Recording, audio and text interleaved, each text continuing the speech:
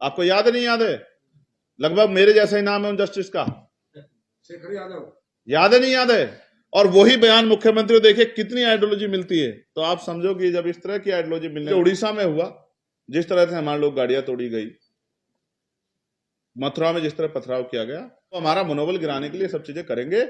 इनसे हम लोग डरने वाले नहीं। और हम कैसे डर जाए? हमने लोगों ने गोली खाई है भाई। आप एनसीआरबी का डाटा देखो, और ये डाटा देख के डर लगता है कल किसकी कहां से क्या खबर आ जाए।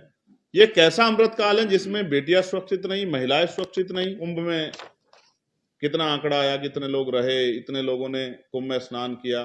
हालांकि कुछ ऐसी भी जानकारियां मिली। आपने 10 तारीख को सभी प्रदेश मुख्यालयों पे हमारे साथी भी सुने, क्योंकि मुझे तो जाके वहां नहीं बैठना है, मुझे तो सड़कों पे संघर्ष करना है। मैंने तो अपने लोगों को पार्लियामेंट की तरफ चलने का, असेंबली। कल हम लोग उड़ीसा में थे और देर रात उड़ीसा से लौटे, लेकिन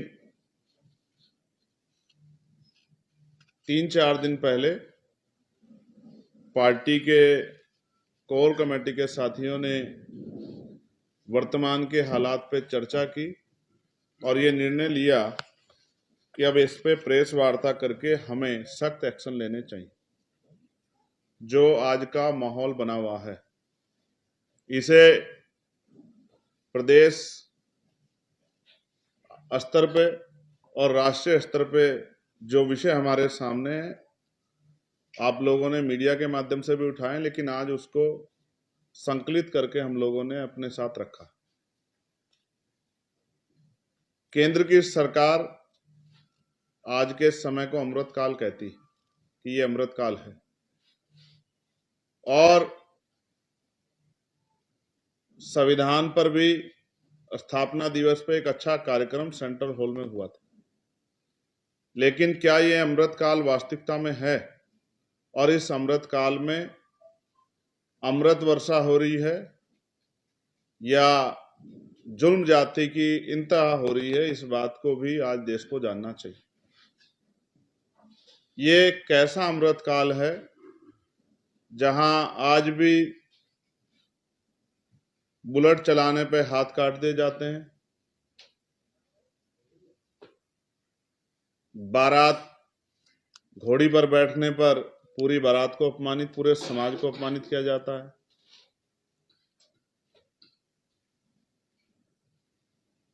आज भी सामाजिक रूप से बहिष्कार होता है पूरे परिवार का, पूरी जातियों का, पूरे गांव में। और इसके साथ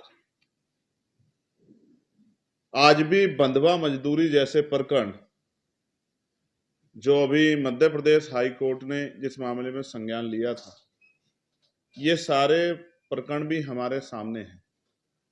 तो अगर इसको गंभीरता से देखा जाए वैचारिक दृष्टिकोण पर, यह अमृत काल नहीं है।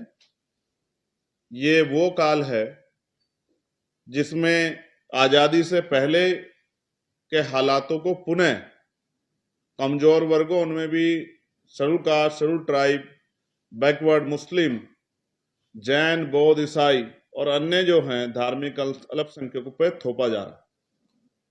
तो सामाजिक जातिगत उत्पीड़न, सामाजिक भेदभाव, धार्मिक गैर बराबरी और आर्थिक गैर बराबरी के शिकार लोग जो हैं, अब उनके मन में हलचल पैदा हो गई है कि अगर वो ज्यादा दिन चुप रहे तो परिणाम इससे भी बुरे हो सकते हैं। तो आपके माध्यम से कुछ प्रमुख घटनाएं जो मैं आपके सामने रख रहा हूं, जिससे आपको ये जानकारी होगी कि हालात क्या से क्या हो गए। ऐसा भी लगता है कि ये कुछ लोगों के लिए, चंद पूंजीपतियों के लिए या पैसे वाले लोगों के लिए अमृत काल हो सकता है, या सरकार के चहितों के लिए, बाकी एक बड़े तबके के लिए ये मृत काल जैसा है कि ना उनकी जीते जी इज्जत है, ना मरने के बाद इज्जत है। दौसा, राजस्थान, बुलंदशहर, मेरठ, मथुरा और शामली में जिस तरह से बारातों को रोका गया, ये ऐसा लगता है कि जो लोग बारात रोकने वाले हैं वो आज भी इन लोगों को इंसान नहीं मान रहे। इसलिए पूरे समाज पे ये संदेश देना चाहते हैं कि आपको आजादी के बाद भी इस तरह के अधिकार नहीं मिलने चाहिए जिस तरह के अधिकारों का प्रयोग संविधान ने अधिकार दिया है और आप कर रहे हैं। और एक दो घटनाओं पे तो मैं गया भी था। मैं मथुरा की घटना पे गया, हालांकि उस पे चर्चा ये भी आई कि बहुजन समाज के लोग आपस में लड़ रहे हैं। मेरा उद्देश्य बहुजन समाज से लड़ने का नहीं, और मेरी लड़ाई बहुजन दलों के खिलाफ भी नहीं।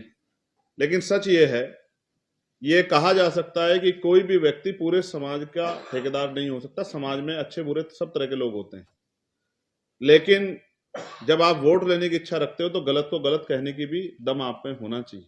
अगर आप अभी कमजोरी हालात में भी न्याय और सत्य और असत्य के पक्ष में नहीं खड़े हो सकते, तो आप भविष्य में ताकत में आने के बाद कैसे जो है न्याय करोगे, ये भी एक चिंता का सवाल। तो मैं, हमारी टीम शहर की घटना पे भी गई जहां पंचायतें हुई आरोपी के पक्ष में, ये अलग ट्रेंड है। मेरठ की घटना पे गई जहां जो है लड़की की बहन को पीटा गया, लड़के दूल्हे को दूल्हे के भाई को पीटा गया।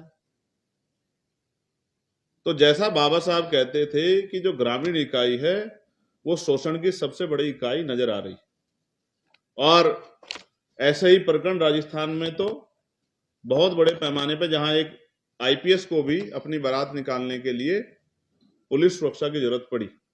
यानी कि आपका सामाजिक स्तर नहीं बदल रहा है, आपकी आर्थिक स्थिति और संवैधानिक पदों पर बैठने के बाद भी। जैसे उत्तर प्रदेश में लखीमपुर खीरी में रामचंद्र मौर्य की पुलिस हिरासत में हत्या हुई, लखनऊ में गीता कन्नौजिया और उनकी मासूम बेटी दीपिका की गला रेतकर हत्या हुई, एक मुरादाबाद में शेड्यूल कास्ट की बच्ची का अपहरण और उसके साथ दरिंदगी हुई, हमीरपुर में जातिवादी गुंडों द्वारा शेड्यूल कास्ट की महिला को घर में घुसकर दरवाजा तोड़ना और रसोई में पेशाब करना। और आपने ये घटनाएं मध्य प्रदेश में भी सुनी होगी कि आदिवासियों के, दलितों के सर पर पेशाब करने की घटनाएं सामने आई। कासगंज में शेड्यूल कास्ट की 2 बच्चों का अपहरण और छोटी बच्ची की हत्या, कानपुर में विक्की वाल्मीकि को पुलिस द्वारा बर्बरता से पीटा गया, रीढ़ की हड्डी तक तोड़ दी गई। आगरा कबीर पुलिस चौकी में केदार सिंह सविता की मौत। अयोध्या 60 वर्षीय दलित धुर कुमार पासी की लोहे की रोड से पीट पीट कर हत्या। वाराणसी नीट की तैयारी कर रही बिहार के सासाराम जिले की छात्रा स्नेहा सिंह कुशवाहा की हत्या, और पुलिस ने परिवार को डेड बॉडी भी नहीं दी, अपनी मर्जी से जला दिया और बहुत बाद में मुकदमा दर्ज किया और अभी तक भी मुख्य आरोपी को गिरफ्तार नहीं किया। गोरखपुर में 2 वाल्मीकि बच्चों का गला रेतकर हत्या। जालौन में शेड्यूल कास्ट की बच्ची का शव तालाब में मिला, परिवार ने दुष्कर्म हत्या का आरोप लगाया। संभल में पुलिस चौकी के अंदर इरफान की संदिग्ध मौत और परिवार ने पुलिस के ऊपर हत्या का आरोप लगाया। तो भाई, सरकारी योजनाओं का फायदा तो तब लेंगे जब जिंदा रहेंगे। आप एनसीआरबी का डाटा देखो, और ये डाटा देख के डर लगता है कल किसकी कहां से क्या खबर आ जाए। ये कैसा अमृतकाल है जिसमें बेटियां सुरक्षित नहीं, महिलाएं सुरक्षित नहीं, नौजवान सुरक्षित नहीं, बुजुर्ग स्वस्थ जो है वो सुरक्षित नहीं है। जालौन में एक जो विद्यालय चलाते थे शेड्यूल कास्ट का एक व्यक्ति, उनकी गला, आप देखोगे डरावनी तस्वीर दी, ये हिस्सा नहीं था और अभी तक पुलिस घटना नहीं खोल पाई। ये योजनाओं का लाभ लेना हो या सम्मान की बातें करना हो, कहीं ना कहीं दिखावा महसूस होती है जब हम लोगों की जीवन रक्षा भी, और ये तब है जब पुलिस व्यवस्था है, इंटेलिजेंस है, अर्धसैनिक बल है, आर्मी, सब कुछ हम पे है। तो बाहर की रक्षा तो ठीक है बॉर्डर की, लेकिन अंदरूनी रक्षा कैसे करेगी सरकार? इसका मतलब इच्छा शक्ति नहीं। राजस्थान के झुंझुनू में दलित युवक को पानी का मटके से पानी पी लेने पर बीट पीट कर मारा गया। धौलपुर में सफाई कर्मचारी संघ के प्रदेश अध्यक्ष मोहन सिंह थनवार की संदिग्ध हत्या। बाड़मेर में दलित युवक को पेड़ से उल्टा लटकाकर पीटा गया। मध्य प्रदेश में आप वैसे तो धार्मिक तौर पे देश बहुत आगे निकल गया, लेकिन पटेल समाज की हमारी एक बच्ची जो कथावाचक थी, उसको भी मना कर दिया कि वो कथा नहीं कर सकती है, क्योंकि वो पिछड़े वर्ग से पटेल समाज से आती। छतरपुर में दलित युवक को मंदिर के प्रसाद चढ़ाने पर उसे समाज से निकाल दिया गया। ये ठेकेदार कौन है भाई जो समाज से निकाल देते हैं? या तो संविधान कहता है कि कोई किसी को निकाल नहीं सकता, और कोई इसके साथ ऐसा अपराध करेगा तो उस पर सजा मिलेगी, तो सजा मिलने के बाद उन्हीं को घर छोड़ के भागना पड़ता है जिनको निकाला गया। अशोकनगर में आदिवासियों को न्यायालय परिसर में जबरन उठाने की घटना, खुद न्यायाधीश ने कहा कि हमारे सामने ऐसा हो रहा है तो बाद में क्या होगा। ये उदाहरण मैंने आपके सामने से रखे कि आपको पता लगे। मीडिया बंदों को वैसा तो पता है, लेकिन वो बेचारे अपना काम करते, रिपोर्टिंग करते हैं, और उसको उठाने का काम हमारा। बिहार पूर्णिया में धानुक समाज की नाबालिग बेटी के साथ गैंगरेप और हत्या। झारखंड में दलित शिक्षक संजय दास की दिन दहाड़े हत्या। गुजरात में खटीक समाज की बेटी को स्कूल की फीस ना भरने पर टॉयलेट के सामने खड़ा किया, जिससे अपमानित होकर उसने आत्महत्या कर ली। तमिलनाडु में शिवगंगा दलित युवक को बुलेट चलाने पर ऊंची जाति के लोगों को नागवार गुजरा, उसके हाथ काट दिए गए। कहते हैं कानून के हाथ लंबे हैं, लेकिन यहाँ तो बुलेट चलाने पे हाथ काटे जा रहे हैं। ये 75 साल बाद हम लोग जो हैं अमृत काल में हैं, इसकी बधाई मैं आप लोगों को भी देता हूं। जम्मू कश्मीर में के कठुआ में 14 वर्षीय बच्ची, शेड्यूल कास्ट की बच्ची का सामूहिक बलात्कार, और पुलिस से शिकायत नहीं सुनी। मैंने भी फोन किया, 2 बार आंदोलन हुए, तब जा कुछ लोग गिरफ्तार, अभी मुख्य आरोपी गिरफ्तार नहीं। तो यानी कि पुलिस भी अपना काम अच्छी तरह से नहीं करे। अब मैं धार्मिक क्षेत्र पे आता हूं, क्योंकि धार्मिकता में अभी देश, कुंभ में कितना आंकड़ा आया, कितने लोग रहे, इतने लोगों ने कुंभ में स्नान किया। हालांकि कुछ ऐसी भी जानकारियां मिली, आपने भी देखा, मैंने भी देखा, पुलिस ने उसको छिपाया कि बहुत अव्यवस्था कारण बहुत लोगों की जान चली गई। 2-3 घटना एक बार में हुई जिनको छिपाने का प्रयास किया गया। यहाँ दिल्ली में भी रेल दुर्घटना हुई, बहुत सारे लोगों की जान गई है। मैं उनके परिवारों के प्रति संवेदना प्रकट करता हूं। तो अमृतसर में आपको याद होगा संविधान निर्माता डॉक्टर बाबा साहब अम्बेडकर की प्रतिमा के साथ क्या किया गया। बिहार में महाबोधि बुद्ध विहार पर गैर बौद्धों का कब्जा है, वहां वो लोग आंदोलन कर रहे हैं। जब तक कुंभ चलता रहा तब तक वो आंदोलन उनका चलता रहा। जैसे ही कुंभ खत्म हुआ, तत्काल जो है उनको रात में ही जाके बुद्धिस्टों को वहां से हटाया गया, जबकि प्रधानमंत्री कहते हैं कि हमें युद्ध नहीं बुद्ध चाहिए। पूरी दुनिया के लोग वहां आते हैं। आज बौद्धिस्ट समाज में ये चिंता है कि भाई उनके साथ ये अन्याय नहीं होना चाहिए, लेकिन इस पर सरकार चुप। हालांकि मैंने कई मंत्रियों से बात की थी कि भाई अब तो आपको ये सोचना चाहिए कि जब आप अपने धर्म के प्रति, अपनी आस्था का सम्मान करते हैं, दूसरों की आस्थाओं का भी सम्मान। तो ये भी अभी आपके सामने। महोबा में संत रविदास जी की जयंती पे शोभा यात्रा पे हमला। बरेली में सांप्रदायिक तनाव भड़काने के लिए मुस्लिम धर्म के जो सबसे बड़े प्रतीक हैं हजरत पैगंबर साहब के खिलाफ जिस तरह के गानों का प्रयोग किया गया। और जूनागढ़ में गिरनार पर्वत पर जैन तीर्थ स्थल पर अतिक्रमण करके उनको भी उनके जो है उपासना और पूजा के अधिकार से जो है वंचित रखने का काम किया जा रहा है।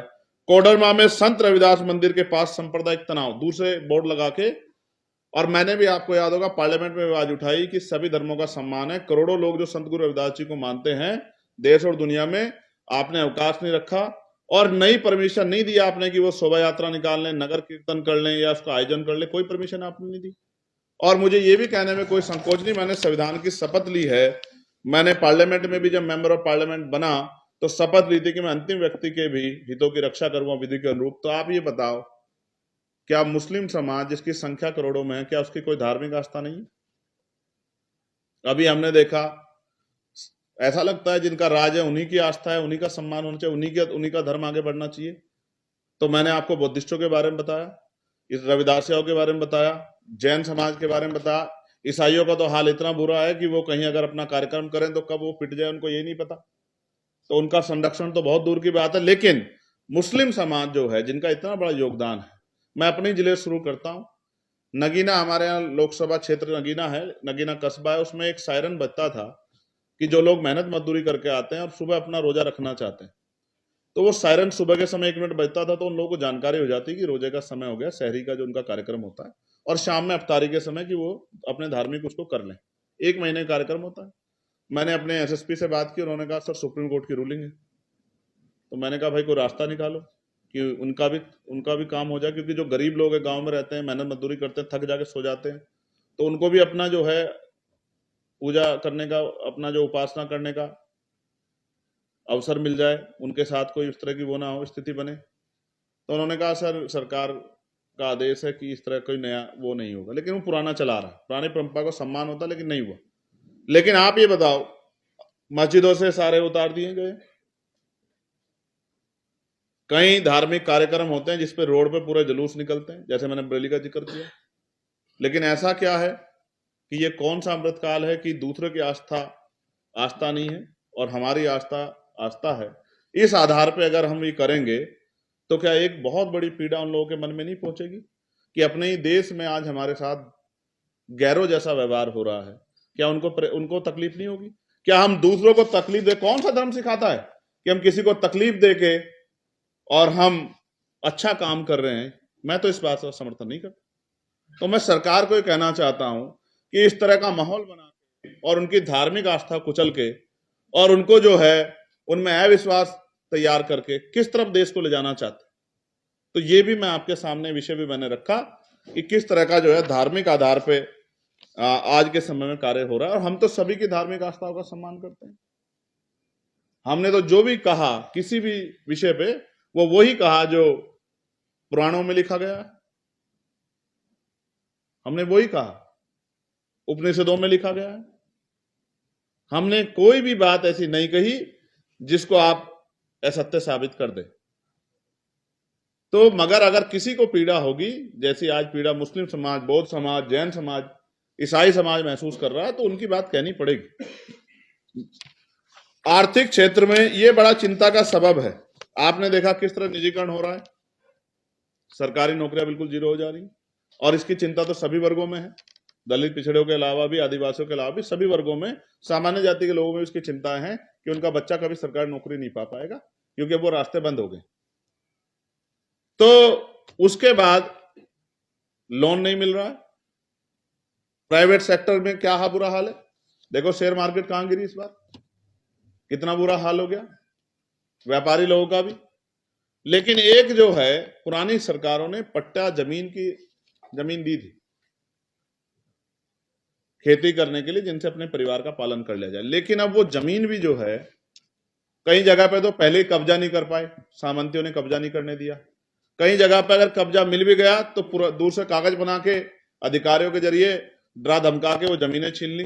और अब कई जगह पे तो सरकार खाली करा रही है। जैसे अभी आते आते मीडिया के साथियों मेरे पास फोन आया श्रावस्ती से कि साहब हम पे जो जमीन थी, पट्टा मिला था पिछली सरकार में, पूर्व की सरकार में, वो जमीन हमसे छीनी जा रही है सर, आप हमारी जान बचाइए, हम लोग कहां जाएंगे। और बागपत में ऐसी पट्टों की जमीन सड़क पे आ गई तो वहां के अधिकारियों ने नया खेल शुरू किया।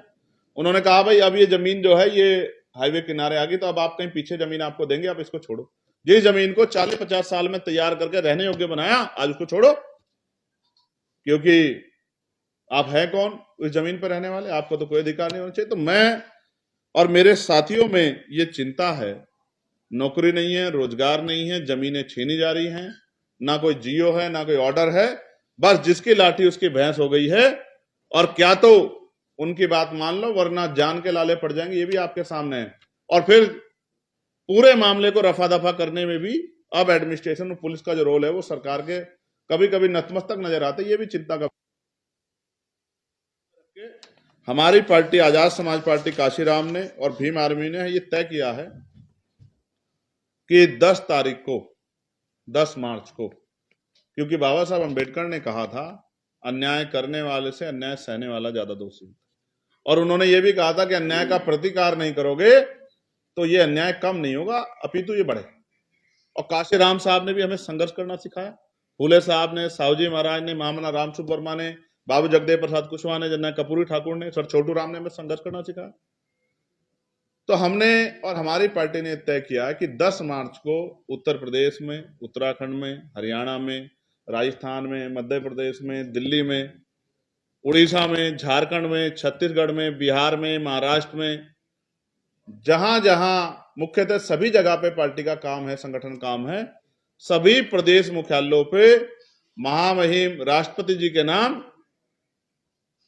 राज्यपाल जी के को ज्ञापन जो है हमारी पार्टी देगी और संघर्ष करके जितने जितने विषय उनके प्रदेश में 1-2 महीने के अंदर ये भी सैकड़ों में होंगे, वो वहां के डीजीपी को भी, चीफ सेक्रेटरी को भी अवगत कराएंगे कि भाई इन लोगों की जान की रक्षा करो, इनको न्याय दो।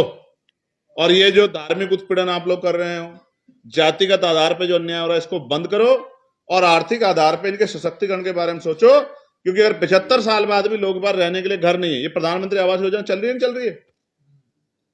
ये क्यों चल रही है? क्योंकि लोगों पे घर नहीं। आजादी के 75 साल जिन्होंने बिना छत के गुजार दिए हैं, अब वो योजना बड़ी अच्छी है, लेकिन खामी देखिए क्या है। उन्होंने कहा मोटरसाइकिल अगर किसी के पास होगी तो लाभ नहीं मिलेगा। तो अगर किसी ने मोटरसाइकिल, ये अब आप सोचो, किसी ने अपने चलाने के लिए टूटी फूटी मोटरसाइकिल, क्योंकि गांव में सब जगह तो अभी व्यवस्था नहीं है यातायात की, तो कोई 5-7-10 हजार में कोई मोटरसाइकिल ले ली कि भाई देर सवेर हो जाए, तो वो भी गया। और जिसका एक भी दीवार अगर ईंटों की है, भाई सरकार की योजना का तो पता नहीं, लेकिन लोगों ने मेहनत करके लगा दी ईंट, और ऊपर तिरपाल पड़ी है, छप्पर पड़ा है, तो वो भी योजना से बाहर गया। तो इस योजना में खामियां कई हैं। मैं प्रधानमंत्री जी से भी आग्रह करूंगा कि इस योजना में खामियों में बदलाव करें और इसको समझें कि गरीबी क्या होती है। वो भी गरीब है जिसके सर पे, जिसके घर पे तिरपाल, भाई जिसकी पक्की छत नहीं है, उसको इस योजना का लाभ मिलना चाहिए। तो ये आजाद भारत के अमृत काल की जो भाजपा की केंद्र की सरकार कह रही है, स्टेटों की सरकार में जो अन्याय है, और बाकी कल जो उड़ीसा में हुआ, जिस तरह से हमारे लोग गाड़ियां तोड़ी गई, मथुरा में जिस तरह पथराव किया गया, ये तो हम लोगों को सहना ही पड़ेगा। क्योंकि जब हम अपने लोगों के अधिकारों की रक्षा की बात करेंगे, तो ये सामंती व्यवस्था में बैठे लोगों को अच्छा नहीं लगेगा। वो हमारा मनोबल गिराने के लिए सब चीजें करेंगे। इनसे हम लोग डरने वाले नहीं। और हम कैसे डर जाए? हमने लोगों ने तो गोली खाई है भाई। हम डरने के लिए थोड़े काम कर रहे हैं। अगर अपने लिए जी रहे होते तो कहीं छिपके बैठते लोहे के बॉक्स में। हम सड़कों पे इसलिए हैं, सबके बीच में इसलिए जाते हैं कि भाई हमें अपने लोगों को, सोए हुए लोगों को जगाना है और भाईचारा बना के इन लोगों को राजनीतिक शक्ति इनके हाथ में देनी है। क्योंकि जिन लोगों को मौका मिला, उन्होंने तो उनका भला नहीं किया होता तो 75 साल बाद भी बुनियादी सुविधा तो यानी कि रोटी, कपड़ा, मकान, पीने के लिए पानी और सर पे छत तो उनके पास होती। ये भी नहीं है। और जो मैंने आपको बताया, कहीं हाथ काट देता है, कोई गला काट देता है, कोई इज्जत लूट के अपमान कर देता है। तो ये सब चीजें भी, कल तो राजस्थान की एक बेटी जो पीड़ित है, वो अपने सम्मान के लिए टंकी पे चढ़ गई। ये है आजाद भारत का अमृतकाल का समय। इसलिए मैंने मीडिया के साथियों को अपनी चिंता व्यक्त की। और 10 तारीख को सभी प्रदेश मुख्यालयों पे हमारे साथी भी सुने, क्योंकि अभी हम लोगों ने तय किया था, तो हम अपने साथियों को भी, भीम आर्मी आजाद समाज पार्टी के साथियों को कहना चाहते हैं कि उनको भी प्रदेश मुख्यालय पे जो है एक मजबूत उपस्थिति अपनी दर्ज करानी है कि अब हम इन अन्याय पे चुप नहीं रहेंगे और सरकार इनकी जानकारी करके और इनको निस्तारण करे, लोगों को न्याय दिलाने का काम करे और आगे आने वाली घटनाओं को रोके। जानलेवा हमले का जिम्मेदार कौन है? नहीं, वो मुझ पे नहीं हो रहे हैं, वो उस संवैधानिक व्यवस्था पे हो रहे हैं जिसने मुझ जैसे लोगों को संवैधानिक अधिकारों के जरिए बोलने का अधिकार दिया, और वो हमारी हिम्मत तोड़ना चाहते हैं। इनसे नहीं हम टूटने वाले। हम तो वो हैं जिन्होंने जेलें काटी, वो काहे को डरे इन सब चीजों से। ये तो होंगे जैसे जैसे हमारी शक्ति बढ़ेगी। देखो, हमला किस पे होता है? रोका किस जाए? जिसके पास सोल्यूशन होता है। हम पे समस्या थोड़ी ही है, हम पे सोल्यूशन है, और हमने करके भी दिखाया कई जगह। अब देखो, उस बेटिया की शादी हो रही नहीं हो रही है, समाज से हमने अपील की थी तो एक परिवार भी आ गया है। मैं प्रशासन से मांग करता हूं, पुलिस से, कि उनकी सुरक्षा सुनिश्चित करे। और कल ही, आज ही मैंने सुना कि एक परिवार जाके, एक संगठन जाके उनको 1.25 लाख रुपए की मदद भी करके आया। मैं और अपील करता हूं कि उन परिवारों का एक पैसा नहीं लगना चाहिए। सब अपने आप जिम्मेदारी उठा के समाज करे। और मैं पिछड़े वर्ग के, अपने बहुजन समाज के सब भाइयों से कहूंगा, वहां के यादव समाज के लोगों से कहूंगा कि वो भी इसमें योगदान करें, आगे बढ़े। जो कुछ लोगों ने कर दिया उसको खाई को पाटने का काम करें। हम तो बहुजन आइडियोलॉजी को मानने वाले लोग हैं। मथुरा पुलिस ने खंडन किया है और मथुरा पुलिस का उस मामले पे कहना है कि ये किसी भी तरीके की ऐसी घटना नहीं हुई है। कहा सुनी जरूर हुई थी, लेकिन बारात चढ़ने से किसी को नहीं रोका गया है और दूल्हे की पिटाई नहीं हुई है। ये सब भ्रामक खबर है। ये दूसरी घटना पे उन्होंने कहा है जो परसों रात घटी, उस पे मेरे पास पीड़ित परिवारों के बयान है और उनकी मेरी बात है। आपको याद है हाथरस की बेटी के साथ जब अन्याय हुआ तो हमारे एक सीनियर अधिकारी क्या बयान आया था? आपको याद है? नहीं याद है? पुलिस सरकार की होती है और उनसे हमें कोई नाराजगी नहीं है। वो वही करेंगे जो सरकार कहती है। अगर इतना न्यायप्रिय होता तो ये इतनी घटना पढ़ के सुनाता क्या मैं? आप बताओ ना, अगर इतना न्यायप्रिय सिस्टम होता कि वो हर व्यक्ति को बोझ कर रहा होता, कानूनी कार्रवाई कर रहा होता, तो फिर ये होता क्या? हमने तो इस देश में बहुत कुछ घटनाओं को देखते हैं, फिर बुलेट चलाने पे हाथ कटते क्या? तो पुलिस से मेरी शिकायत नहीं है। नाराजगी उस दिन इस बात की थी कि अगर पुलिस के रहते हमले हो रहे हैं तो फिर पुलिस के लिए चिंता है। आप ये भी जानो कि पुलिस हमसे कह रही है कि इस रास्ते से मत जाओ, यानी कि उनको भी विश्वास है कि इस रास्ते जाएंगे नुकसान हो सकता है। सर जैसे कि एक पॉलिटिकल सवाल है कि बसपा प्रमुख मायावती ने पहले आकाश के सचिव को हटाया, फिर आकाश को दायित्व से मुक्त किया, अब अपने भाई को जो नेशनल कोऑर्डिनेटर आनंद कुमार को बनाया था उनको भी पद से मुक्त कर दिया है नेशनल कोऑर्डिनेटर के पद से। क्या कहेंगे इसके? भाई आप फिर मुझसे कहोगे कि यार मैं उनके खिलाफ इस तरह की बातें, मैं तो बोलता ही नहीं, मैं तो मना करता हूँ कि भाई ठीक है, मगर वो हमारे आदरणीय नेता है। अब उन्होंने ये दूसरा निर्णय आप बता रहे हैं, मुझे तो नहीं पता है, कर दिया क्या? भाई बहन जी क्या करती क्या नहीं करती ये तो आप और मैं जान ही नहीं सकते ना। भाई वो बड़ी नेता हैं, उनके देखो उनके कार्यों पे या उनके जो उन्होंने हस्तक्षेप करना मेरा काम नहीं है। लेकिन आप ये सोचो आज के समय में जहां एक एक नेता बड़ी मुश्किल तैयार होता है, वहां इस तरह की लाइन लगाना, कोई जुड़ रहा है क्या उनकी पार्टी से? देखा आपने? कोई एक भर्ती दिखा दो, कोई मजबूत आदमी जुड़ा, और जो है उसको भी निकाल रहे हैं। तो रास्ता क्लियर कर रहे हैं कि अभी लड़ाई, वो तो कह रहे हैं कि आजाद समाज पार्टी को लड़नी है अब लड़ाई, वो मैदान में है और हम लोग मैदान में हैं। तो मैं तो धन्यवाद दूंगा बहन जी का जो निर्णय है वो अपने आप सोच के लिया, अपनी पार्टी हित को सोच के लिया। हम तो बहन जी के निर्णय के उनके सम्मान के साथ खड़े। एक मिनट रुक जाओ, एक उनके आपके पीछे एक बहन वो करिए। अब देखो बहनों को मौका देना है।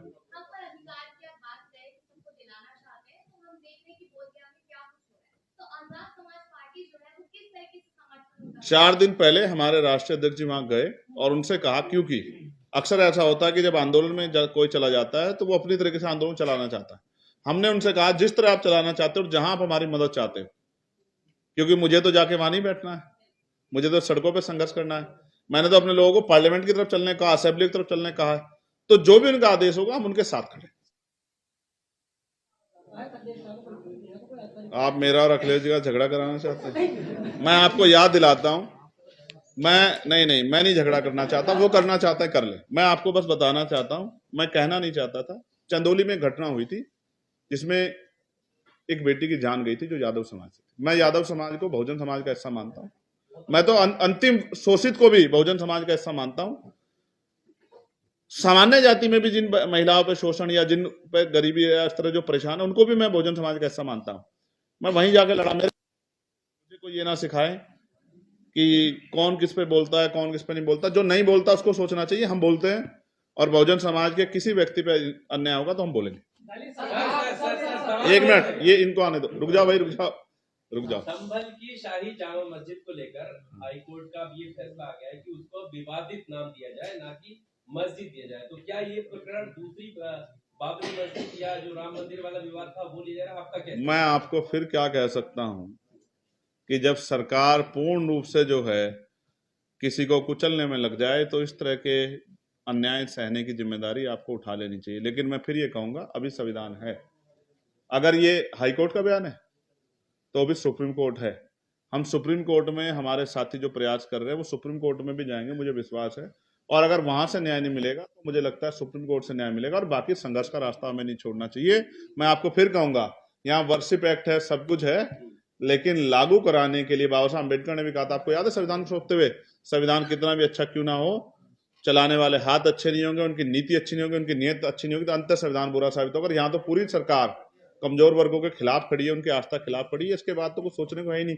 जब मुख्यमंत्री ऐसे शब्द कहें, वही बयान जो एक जस्टिस जो है हाई कोर्ट के, जिन्होंने वो शब्द का यूज किया था, आपको याद नहीं याद है? लगभग मेरे जैसा ही नाम है उन जस्टिस का, शेखर यादव। याद है नहीं याद है? और वही बयान मुख्यमंत्री को देखिए कितनी आइडियोलॉजी मिलती है। तो आप समझो कि जब इस तरह की आइडियोलॉजी मिलने लग जाए तो फिर दलित समाज नेता आपको माने या मायावती को? सर लगातार हिंदू राष्ट्र की बात कही जा रही है और दूसरी तरफ देखें तो दलितों पे अत्याचार बढ़ता ही जा रहा है, इसको कैसे? और मैं तो इस पे ही तो मैंने बात रखी है। आबू आदमी का इलाज करने के योगी आदित्यनाथ कह रहे हैं कि औरंगजेब को तो उनको कहो कि उत्तर प्रदेश से महाराष्ट्र चले जाएं। सर आखिरी सवाल मेरा, नया शब्द आपने बता दिया है, वो अखबार वाले तेज दबंग, ये दबंग जो नया शब्द आ रहा है इसको किससे देखते हैं आप? दबंग कुछ नहीं है। देखिए दबंग कुछ नहीं है। जो जैसा अपराध करेगा उसको वैसा इनाम दिया जाए। जो जाति के आधार पर अन्याय करेगा वो जातिवादी गुंडा, जो सामंती विचारधारा के अनुसार अन्याय करेगा, लोगों को डराने धमकाने का, वो सामंती गुंडा है। और जो धार्मिक आधार पर अन्याय करेगा वो धार्मिक गुंडा है। और गुंडों की जगह जेल होती है। हिंदी मीडिया दबंग लिख दिया उनको सब। अब हिंदी मीडिया से आप लड़ लो। चलो धन्यवाद आप सब लोगों का बहुत। खबरों में बने रहने के लिए फोरम 4 को सब्सक्राइब करें और नोटिफिकेशन पाने के लिए बेल आइकन दबाएं।